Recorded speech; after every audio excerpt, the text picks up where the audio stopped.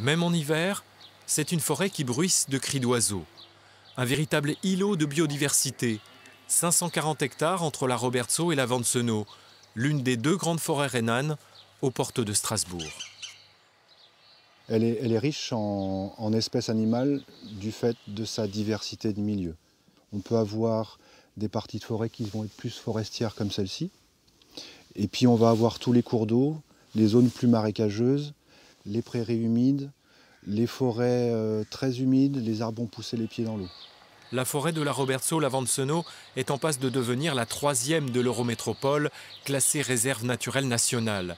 L'île du Rorschollen l'a déjà été en 1997, puis Neuhofilkirch en 2012.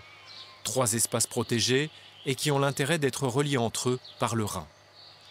Faire des très très beaux milieux, mais qui sont complètement enfermés et encerclés par de l'urbanisation, par exemple, c'est un zoo à ciel ouvert. Et ça, c'est pas l'intérêt. Nous, l'intérêt qu'on y voit, c'est d'avoir un espace qui va être un espace créateur de biodiversité et que cette biodiversité puisse reconquérir les territoires alsaciens, notamment vers le nord du département.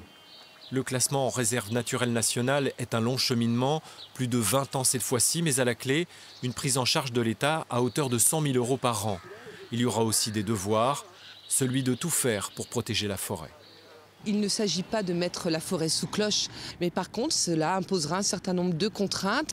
Donc il conviendra à tout un chacun d'éviter de sortir des cheminements balisés, d'éviter de cueillir du muguet en dehors des usages domestiques.